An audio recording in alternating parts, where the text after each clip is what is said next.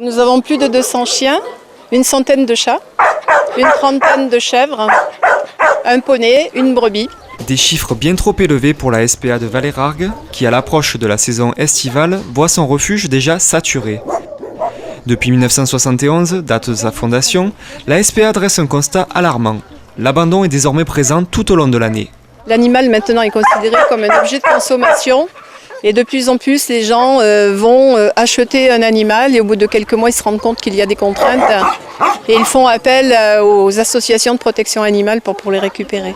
Mais le conseil municipal des enfants d'Alès ne l'entend pas de cette oreille. En effet, pour inciter à l'adoption, chaque conseiller est devenu le parrain d'un animal qu'il présente à travers un clip vidéo. Un rôle pas toujours facile, mais réalisé avec sérieux et enthousiasme.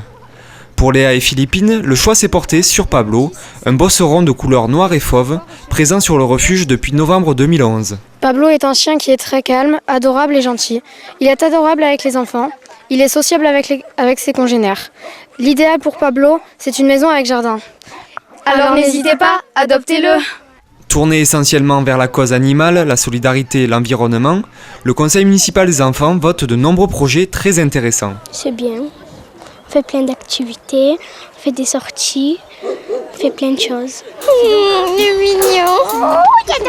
Pour eux, c'est une très belle activité, mais le plus dur, ça va être ce soir pour repartir sans, parce que évidemment, on a des difficultés ensuite à laisser l'animal dans sa cage. On a envie de le prendre avec soi, mais l'objectif, en effet, c'est qu'il y ait un suivi du parrain avec l'animal pour savoir ensuite, par la suite, s'il a trouvé un maître, et puis de pouvoir aussi rencontrer les maîtres pour leur dire que les enfants se sont occupés de lui. Si l'adoption d'un de ces animaux vous tente, la procédure est simple. Il suffit de vous munir d'une carte d'identité, d'un justificatif de domicile et de prévoir une participation financière de 170 € pour un animal adulte, 200 € pour un chiot et 85 € pour un animal ayant des capacités réduites. Alors,